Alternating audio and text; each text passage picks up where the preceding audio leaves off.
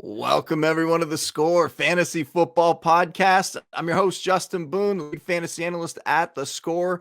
Joining me today, our buddy Danny Kelly of The Ringer and The Ringer Fantasy Football Show. And one heck of a fantasy player. I'll tell you, we're in a couple leagues together. And every time I think I'm going to sneak a player by in waivers, like a real deep guy in a deep league, it's almost always Danny and I fighting over that player and bidding to try to get him. And I've noticed that too. You've been all over it, like our really deep league that, 34-man rosters and 14 teams. And that one's super fun because you got to dig extremely deep to get guys in that one.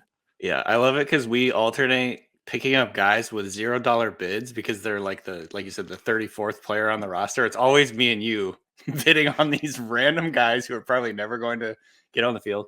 But yeah, I think that's the way you do it. Yeah.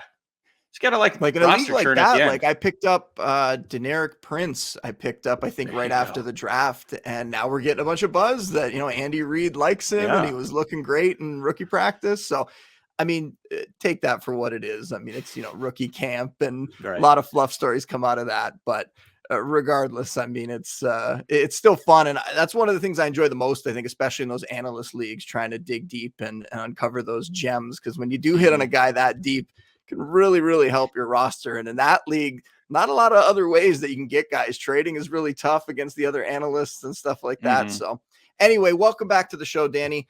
On today's show, we already went over this a little bit. You shared your list with me. I'm keeping my list hidden from you so far, but we're going to go over the biggest fantasy risers from this offseason. So that's, through free agency, through the draft, through everything, going back the last few months, everything that's changed the fantasy landscape. And I'm going to let you go first here.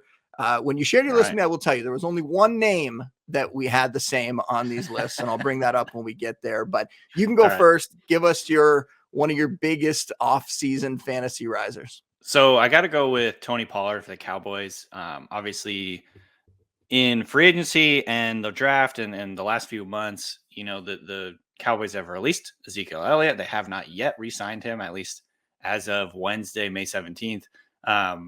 And they didn't make any big moves in the draft in order to replace him or lessen his role. So I think it's like wheels up for Pollard. Kind of what we've always been hoping. I know that they have a couple other guys there that are probably going to be rotating in, and I doubt that they're going to give him 300 carry season or anything like that. But I think Pollard being the lead guy there officially now is very exciting. He's always, he's always produced with extreme efficiency, a lot of explosiveness.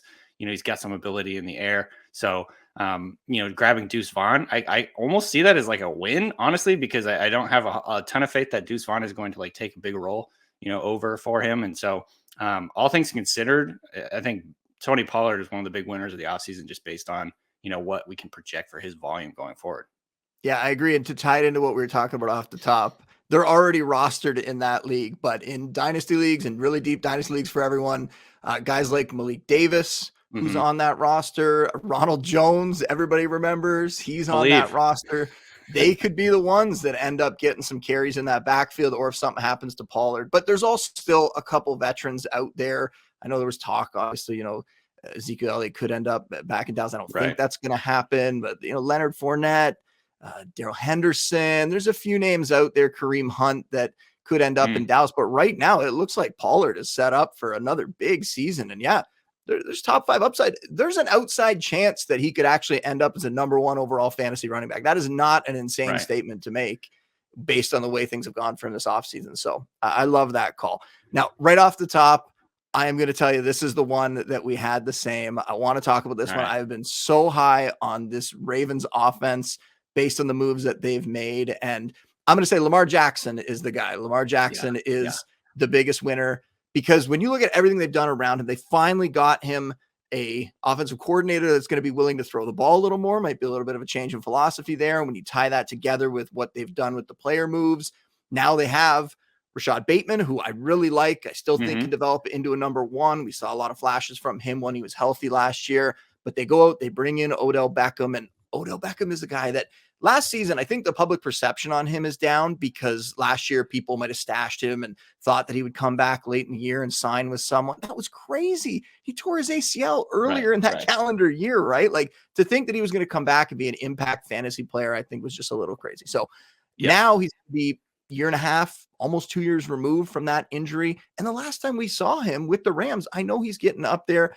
I know he's on the wrong side of 30, but the last time we saw him with the Rams, he was an impact player. He was a guy that was putting up good stats in the second half of that season, into the playoffs, in the Super Bowl when that injury happened. So I still think there's something left in the tank there. I think it's a nice matchup. I think he's going to be rejuvenated in Baltimore. They go out and spend a first-round pick and get Zay Flowers. You still have Mark Andrews, an elite pass-catching tight end there. And J.K. Dobbins is finally healthy, and he had a really serious ACL injury. There were some other complications with it, so that kind of destroyed him or derailed his fantasy value for last season. But at the end of the year, when he was healthy, he was putting up pretty good numbers. And before this injury, he was one of the most exciting young running backs out there. So having him back, will he get enough, volume in the passing game to really have a chance to be, top 5, top 10 fantasy running back? Maybe not. I don't think that's really going to change, even with one of the biggest developments for this offense, that they go and get Todd Monken as their offensive coordinator. And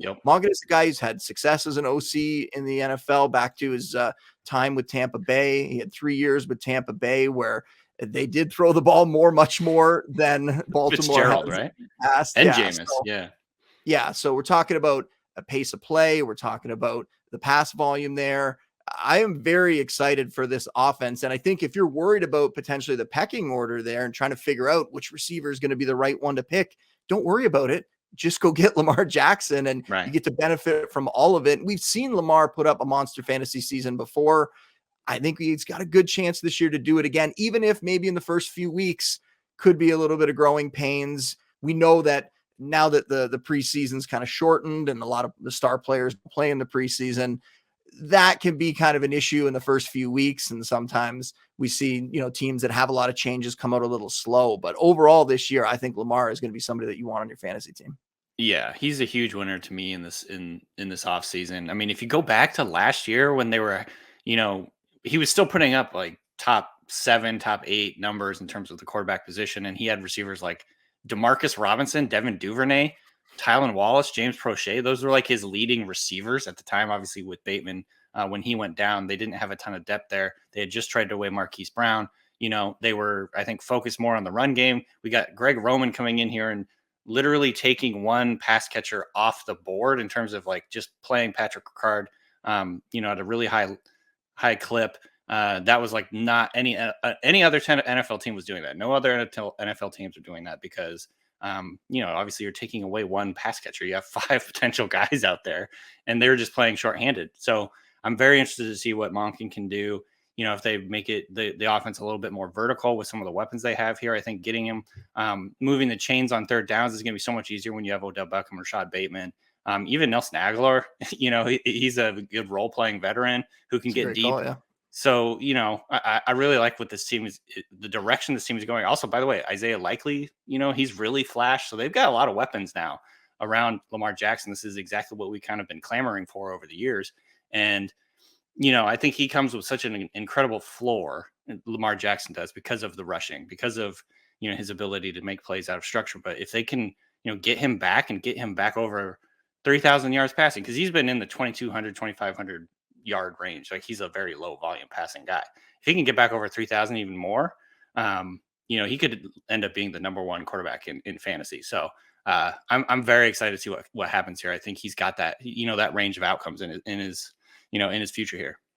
And the price is right because you don't have to pay the same price as you do with Josh Allen and Patrick Mahomes and the guys at the top, right? Jalen Hurts. You get a little bit of a discount with Lamar. And we keep talking about the depth, and this might come up with a couple guys that we discussed today because I know I have at least one more quarterback to discuss on my list. But the depth thing is great, not just because it gives him more weapons and more talent around him, but because if there's injuries, like last year, we saw Rashad Bateman go down, and you mentioned who else did they have? Well, now if there's injuries, he's going to be insulated a little bit, right? So let's hope that everybody stays healthy and we get to see the best possible version of that Ravens offense. All right, let's hear your second one here. All right, so my next one is Rhamondre Stevenson for the Patriots.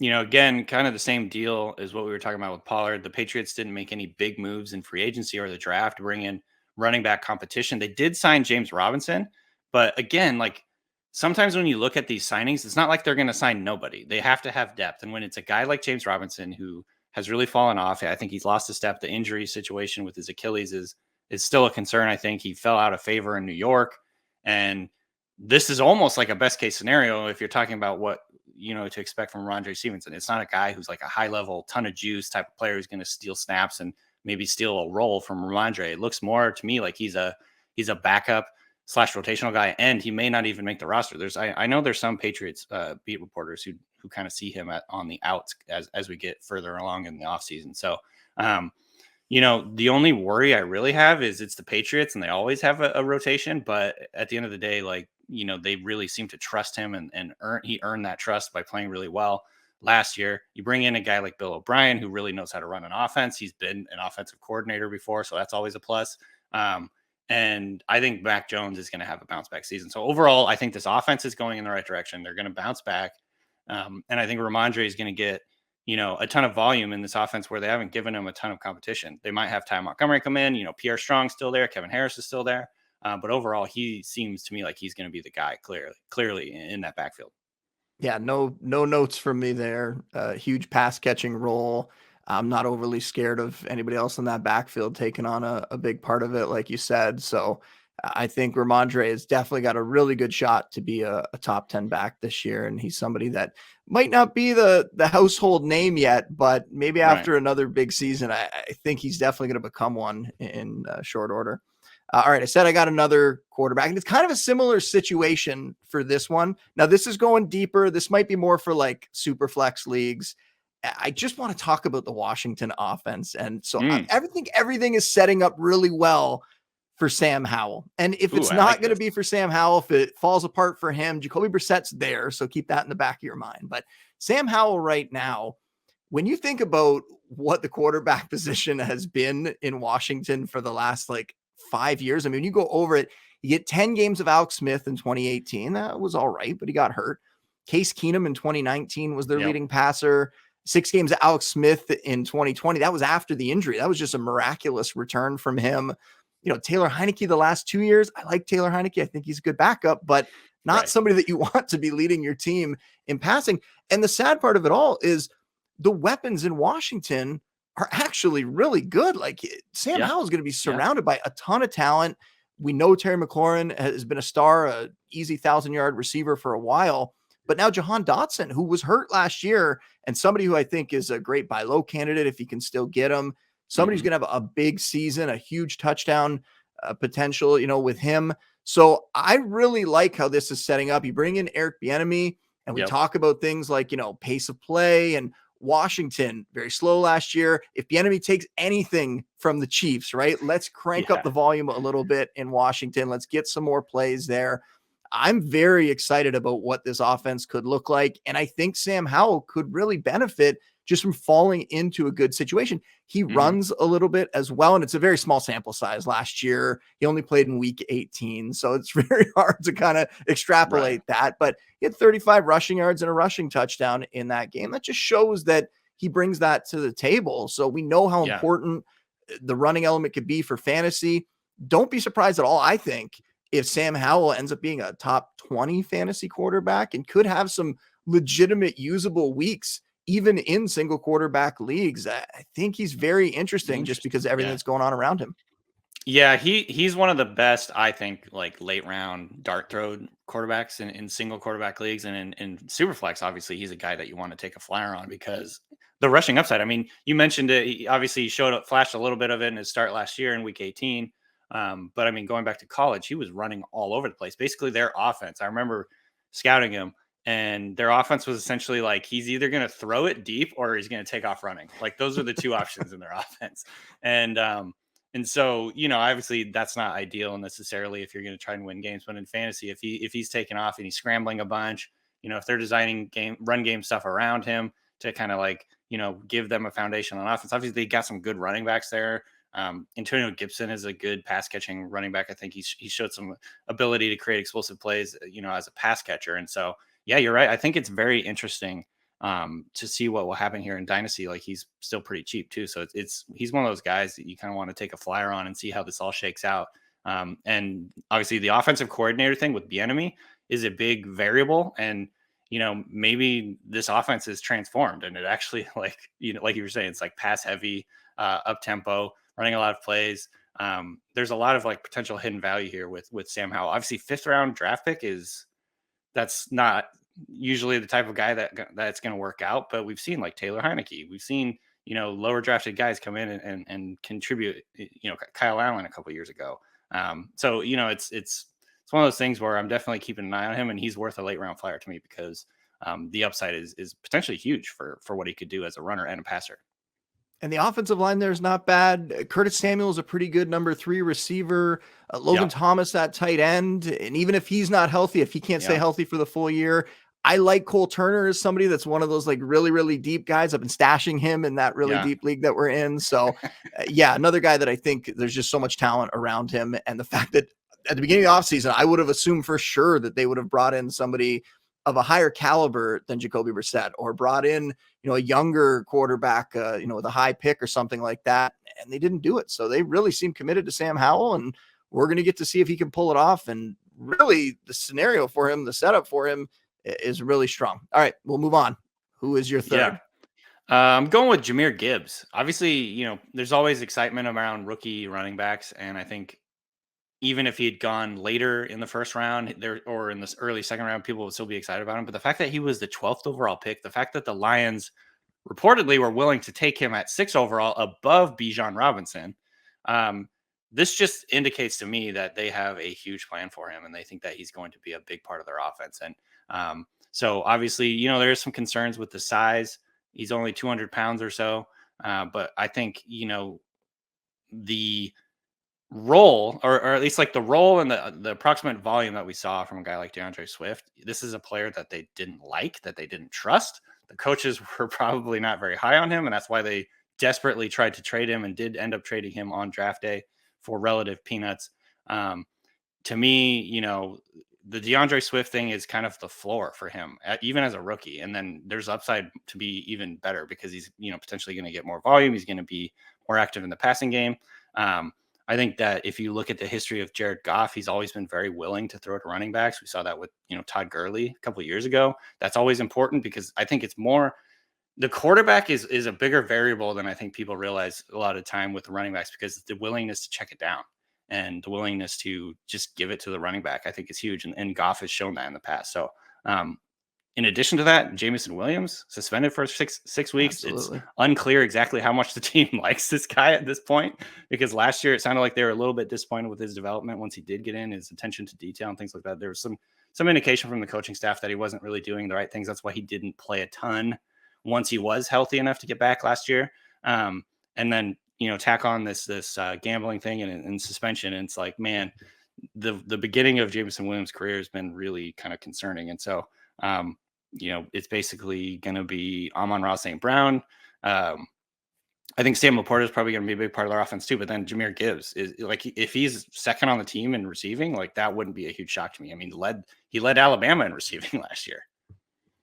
Yeah, I'm really excited about him. I did a mock draft on the Fantasy Pros podcast yesterday, and Gibbs was still available, and I think it was the end of the 4th round. I was ecstatic to get him there. The receiving volume was a PPR draft. The receiving volume he could get this season could be astronomical as long as he could stay healthy. And I know people are a little bit worried about like the ankle injury. They held him out of rookie camp. Don't worry about that. Like, they're just going to play it safe at this point. Right. As long as he stays healthy during the year, he is going to be absolutely fine. And we know that both backs, that even if you're worried about David Montgomery, both guys can produce for fantasy. We saw it last year with Swift at times 100%. And Jamal Williams.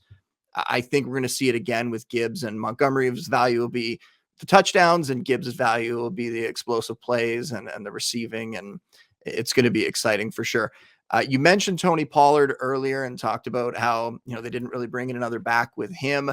I'm looking at Nick Chubb kind of the same way. And Chubb is a guy that already has put up big fantasy seasons before, but has done it the last couple of years with Kareem Hunt in that offense. And I'm not that surprised that Kareem Hunt hasn't found a new home. I thought last year it was pretty evident that he had kind of lost a step and was kind of falling off the pace. But now when you look at the situation, the Browns didn't go out and get anyone. And they're apparently high on Jerome Ford. He's going to be the new backup unless they bring in someone else, which is always a caveat because we mentioned that there are still a couple of vets out there. But right now, it looks like Nick Chubb is going to get a shot to put up just a monster year. And when we look back to 2021 was when Kareem Hunt missed some time in the second half of the season.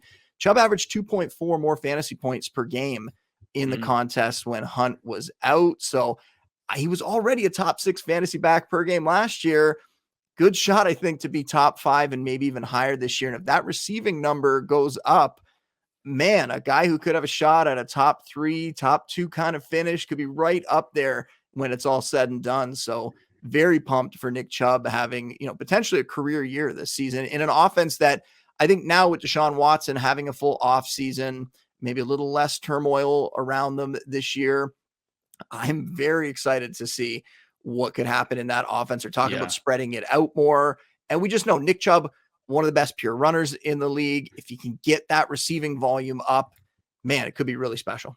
Yeah, I'm with you on this one 100%. I think it's so interesting because, he finished as whatever he finished, the RB5, I think, in half PPR last year. And that was on a team that really struggled offensively. If the Browns get going, if Deshaun Watson kind of gets back to his own or his old form before the 2-year absence from football, the sky's kind of the limit with this offense. I think they've got a lot of good weapons. And so, yeah, I mean, more opportunities around the goal line. Maybe more opportunities in the passing game. It's funny because he's always been in a rotation in Cleveland where they just like have other guys do the passing game work, but like, I don't think he sucks at catching passes. He's not like completely useless in that area. So maybe they get him in more screens and things like that. I think he's awesome in the screen game. So the sky's kind of the limit with Chubb and he could have a career year this year.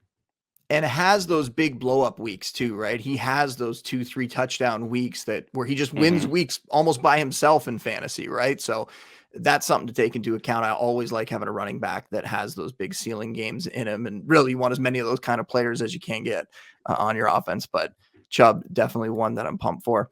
All right, give me one more. Give me one more, and I'll give you one more. This one's sort of by default because he wasn't on the board last year because he was suspended. But Calvin Ridley, big riser in the offseason. I'm extremely excited to see what he can do in this Jags offense. I think number one, he's a great fit for what they want to do. He's a big play threat, can play on the outside, really good route runner, really attention to detail, precision route runner. And I think that's going to fit perfectly with Trevor Lawrence, who's still ascending, still kind of, I think, turning into the player everyone thought he was going to be. We saw, him improve dramatically over the second half of last season. Obviously, the continuity going from last year to this year with Doug Peterson, Press Taylor, the added weaponry that they have. They've upgraded offensive line in theory. So there's just a lot of things to like with this Jags offense. And this could be, one of the teams that really takes a big, big jump in 2023 versus last year. And so, Ridley is, primed to be one of the main beneficiaries of that. So like, he's a guy that I'm definitely targeting a ton. I think people are still, obviously for good reason, concerned because he hasn't played in 2 years essentially. But I mean, I think he's in a good situation to kind of get back to where he was, hit the ground running and turn back into a good fantasy producer right away. Yeah, Christian Kirk last year really benefited from the fact that he was kind of the main guy, the best pass catcher. Now you're bringing in somebody that is really his equal. So either way that goes, we could see either of them put up a really nice fantasy season, and maybe both of them could be, potential low-end wide receiver 2s for fantasy. I think that's something that is definitely possible. You want to get pieces around these ascending young quarterbacks, and Trevor Lawrence is a guy that is probably going to make the leap. We saw it sort of a bit in the second half of last year.